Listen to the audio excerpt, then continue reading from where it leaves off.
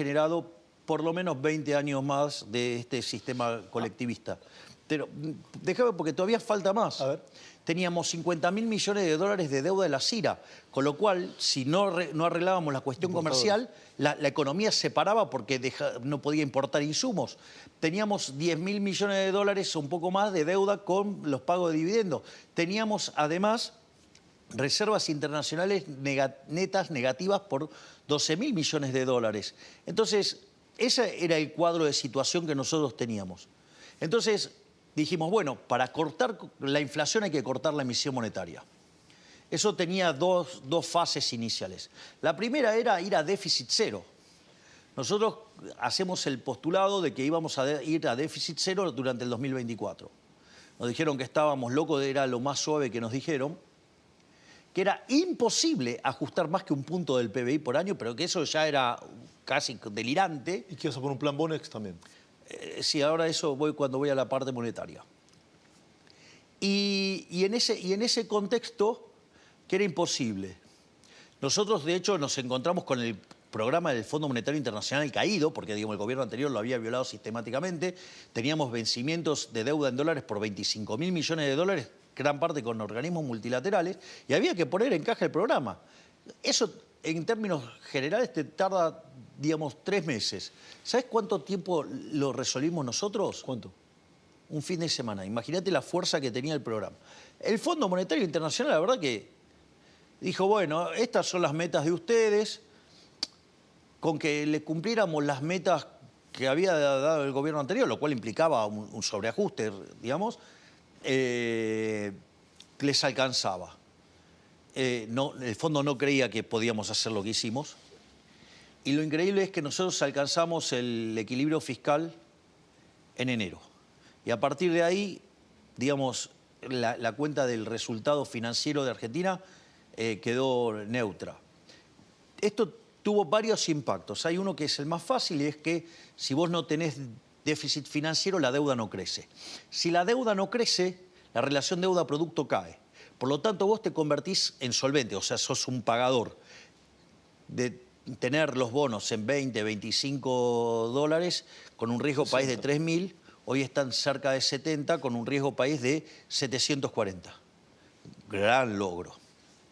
Además, teníamos el problema del Banco Central, ¿sí?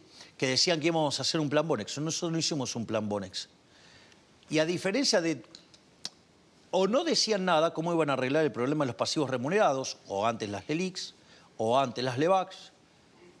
Nosotros lo que hicimos es que conforme íbamos mejorando las cuentas públicas e íbamos validando las cuentas públicas positivas, superavitarias, eso nos permitió, digamos, pasar deuda del Banco Central, que siempre debería haber sido deuda del Tesoro, al Tesoro. O sea, con lo cual, además, en términos digamos, de deuda, no es que cambiaba el hecho de que si vos la sacás del Banco Central, deja de ser emisión monetaria futura y por ende la expectativa de inflación cae. Bueno, ese trabajo que la verdad es que no sabíamos cuánto tiempo iba a demandar, porque eran 4 bases monetarias que había que sacar, era un tema bastante complejo. La verdad es que no sabíamos cuánto tiempo íbamos a demandar, porque eso además, nosotros como no lo hicimos con un plan Bonex, lo hicimos de manera voluntaria, no sabíamos cuánto iba a tardar. ¿El resultado fue antes del que esperabas? Muchísimo antes, lo resolvimos en 6 meses. Entonces, ¿qué es lo que pasa? Y eso lo que hizo es, frenaste el mecanismo de emisión por déficit fiscal, frenaste el mecanismo de emisión endógena, digamos, por el cuasi fiscal. Nosotros, digamos, diseñamos el crawling peg, que eso también fue muy importante, porque cuando nosotros teníamos que mirar el salto cambiario, porque no podíamos sacar el cepo, porque teníamos un montón de problemas en el balance del Banco Central de stocks. Sí, ¿y ahora lo puedes sacar? Ahora voy a decirte bajo qué condiciones lo voy a sacar. Sacar lo voy a sacar. ¿El año que viene? Sacar lo voy a sacar. Pero yo te voy a dar las condiciones. Esto es lo mismo que yo decía con el tema de los pasivos remunerados. Daba las condiciones bajo las cuales los íbamos a sacar. Porque como nosotros creemos en la libertad, digamos, esto es un proceso de mercado y se tiene que resolver voluntariamente por los individuos. Entonces, conforme nosotros fuimos solidificando nuestra posición fiscal, fue posible pasar la deuda desde el Banco Central al Tesoro Nacional. Como además hicimos un salto cambiario, achicamos el exceso de oferta de divisas. Todos decían, no, 600, o sea, y nosotros agarramos y dijimos, no, vamos a tratar de minimizar la brecha. Con lo cual achicamos el exceso de demanda de divisas, con lo cual achicamos el exceso de oferta en el resto de la economía. Por ende, digamos, cayó menos la actividad, cayó menos el empleo, cayeron menos los salarios reales y hubo menos pobres e indigentes de los que podría haber habido. Eso también fue una cuestión de estrategia y de diseño.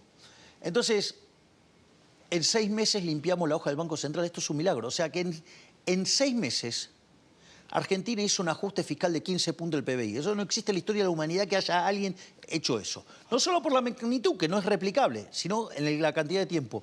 ¿Me pones un poquito ahí, Javi?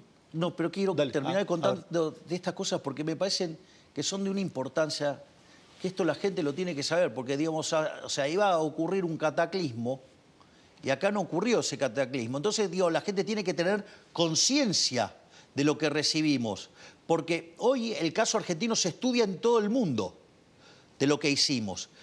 De hecho, te cuento algo, Thomas Sargent, Premio Nobel de Economía, especialista en hiperinflaciones, pidió verme el 10 de diciembre, viene a verme Thomas Sargent. Hoy me pasó, digamos, una captura de pantalla, Agustín Echevarne, del Premio Nobel de Economía Edmund Phelps, digamos, dedicándome un libro. O sea, y también he cosechado, digamos, palabras elogiosas de tipos como Robert Barro, o sea, que es profesor en Harvard con Sturzenegger. Entonces, por eso, digo, o sea, mientras que acá, digo, siguen criticando y parece que estuviéramos en el medio de la Segunda Guerra Mundial, sucede que en el mundo, digamos, reconocen nuestros logros de manera impresionante. Entonces, otra cosa que también es importante, decían, bueno, pero cuando bajen la inflación lo van a hacer a un costo monstruoso en términos de actividad. Te paso un dato. Ayer salió el dato de inflación mayorista. 1,3, ¿no? 1,2. 1,2. ¿Sabes cuánto es eso anualizado? 15. 15. Es decir, que la inflación la bajamos más de 1000 veces. ¿Te das cuenta, no? O sea, de 17.000 a 15. Vos me podés decir, no, bueno, pero eso no le importa a la gente. A la gente le importa la inflación consumidor. La inflación consumidor fue 2,7. Ahora, sucede que nosotros tenemos el crawling peg y tenemos la inflación internacional. Eso te da una inflación inducida de más o menos del 2,5 mensual. Con lo cual, la verdadera inflación es 0,2. 0,2 anualizado es 2,5% anual. Es decir, te das cuenta que estamos llevando a la inflación a niveles que oscilan entre el 2,5 y el 15. Que la inflación deje de ser noticia, digamos. Claro, exacto. Ahora, ¿qué era lo que nos decían? Bueno, pero esto va a ser en términos, va a tener un costo en términos de actividad monstruoso y entonces, digamos, va a explotar la pobreza y la indigencia. Esto también es muy interesante. Cuando vos tomás, es decir, está claro que, digamos, es incuestionable la caída de la inflación, incuestionable. No hay ningún tipo de duda, pero para mí es un tema central de la ciudadanía. Vos dijiste, no le importa a nadie, para mí sí, ¿eh? Bueno, está bien, sí. Digamos, o sea... Pero, lo dijiste con ironía, yo lo sé. No importa, lo dije como lo dije y listo. Ahora vamos al tema de actividad. Vos tenés un indicador que se llama EMAE, que es el estimador mensual de la actividad económica. Es una proxy del PBI de frecuencia mensual. Cuando vos empezás a mirar, si vos querés ver claramente qué pasó, tendrías que ver en cuánto estaba el EMAE en diciembre y cuánto está ahora. ¿Cuánto estaba en diciembre? Dios, si lo querés en nivel es 142,6 u 8. Que es digamos, no tiene sentido, digamos, mirarlo en nivel, pero digamos, sí. Es un índice. Que cuando vos tomás el dato desestacionalizado de agosto, es el mismo. En septiembre ya lo pasás. Es decir, quiere decir que la actividad económica, cuando termine el año, no termina abajo, termina arriba. ¿Eso quiere decir que la recesión se terminó? La recesión terminó en abril-mayo. Entonces ahora el punto es el siguiente, es decir, la economía cayó y rebotó y hoy está por encima del nivel que tenía en diciembre. O sea, eso muestra que vos hiciste el ajuste fiscal más grande de la historia y no tuviste, digamos, impacto en actividad punta a punta. En realidad, punta a punta mejoró. Obviamente que cuando tomes la frecuencia en la cual se mide el PBI, que son trimestres, y como vos venías cayendo, los primeros te van a quedar comparando contra niveles muy altos, pero es como que me echaras la culpa a mí, digo, de la debacle que traía el gobierno anterior. O la pobreza del primer semestre que dio más alta. Bien, eso es lo que quiero contar también. Entonces, vas a terminar con un PBI punta a punta habiendo tenido una tasa positiva. Pero muy bien vos me señalás el tema de la pobreza, eso es genial.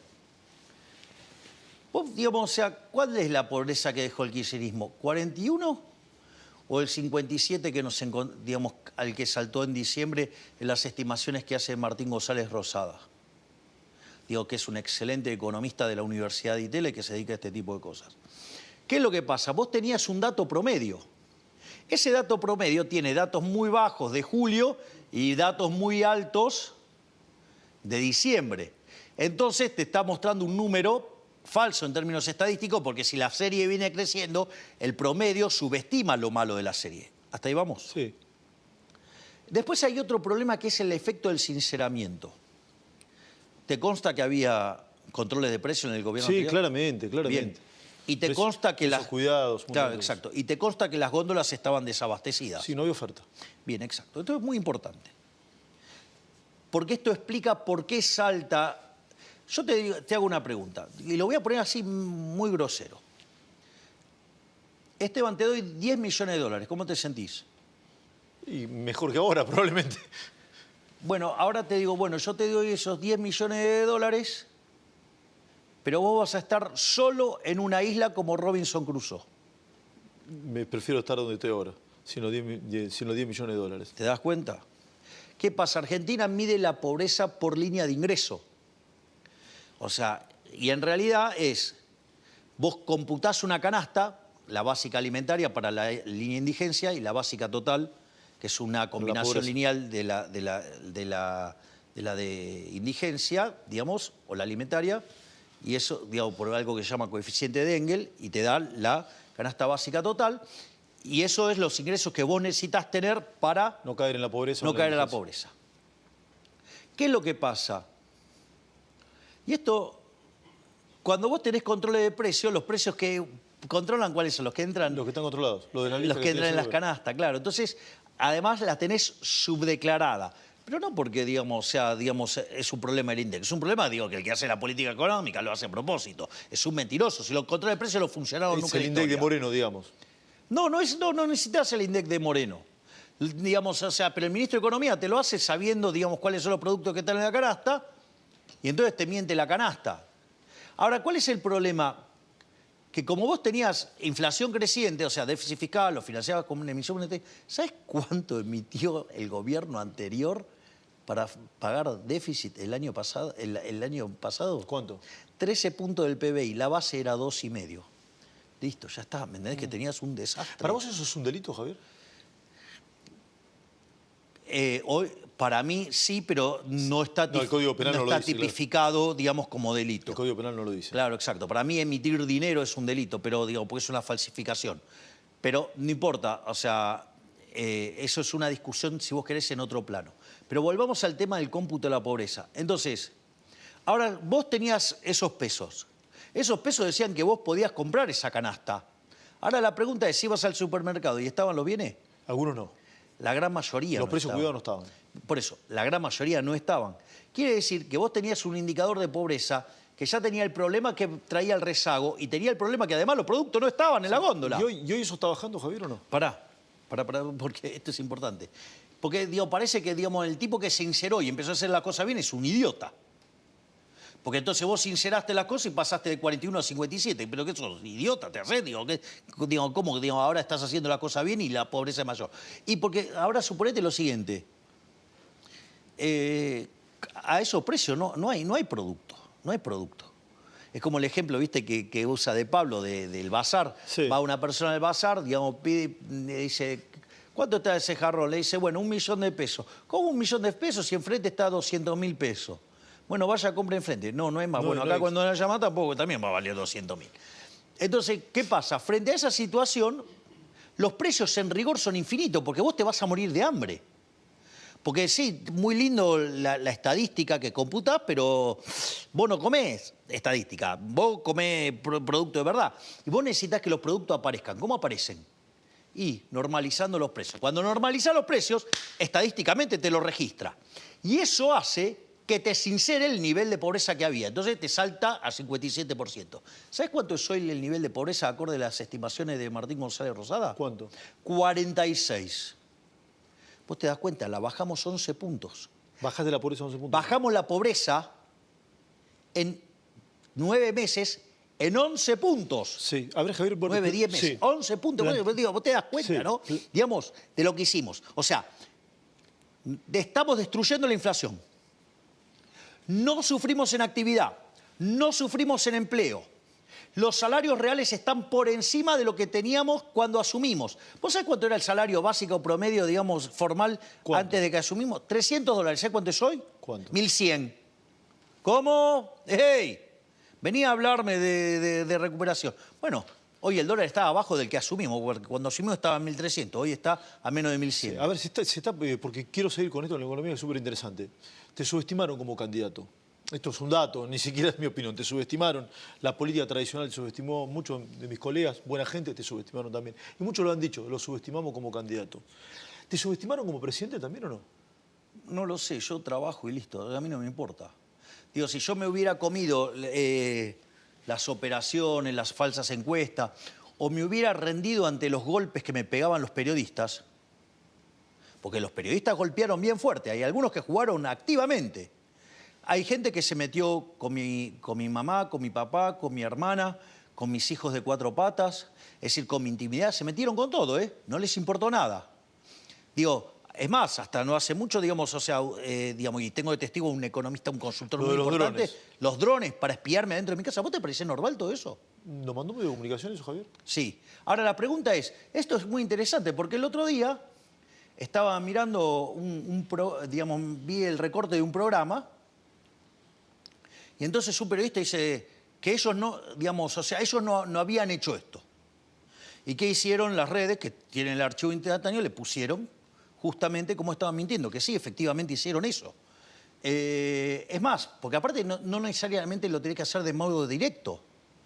Digo, o sea, aparecía alguien diciendo cualquier peste y barbaridad de mí y te dabas cuenta que era mentira. ¿Pero qué hacías?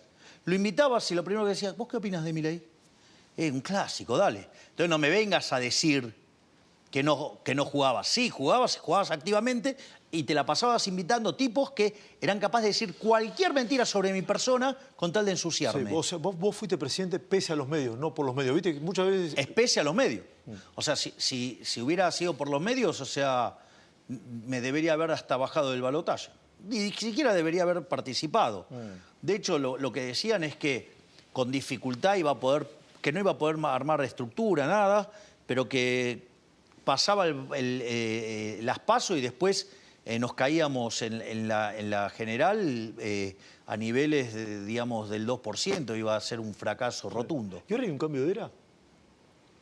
Yo creo que hay un cambio de época, porque la gente, digamos, se dio cuenta que es mejor que le digan una verdad dura antes que una mentira confortable. Cualquier analista político seguramente te diría, che, no te pelees con el periodismo porque no te conviene.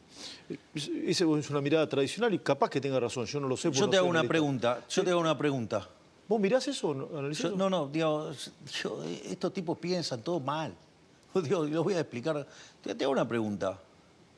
En el barrio tenés un matón que va y les cobra peaje a todo el mundo para hacer cosas y si no lo revienta a trompadas. ¿Qué te van a decir? No, con ese no te metas. Ah, o sea, tenés que ser esclavo. No es mi caso. Vos te querés meter con todos. Me estoy metiendo con todos. Digo, y con los que me metí es con el periodismo, porque de hecho les corté la pauta. Y cuantos más los escuchás gritar es porque más sucios están.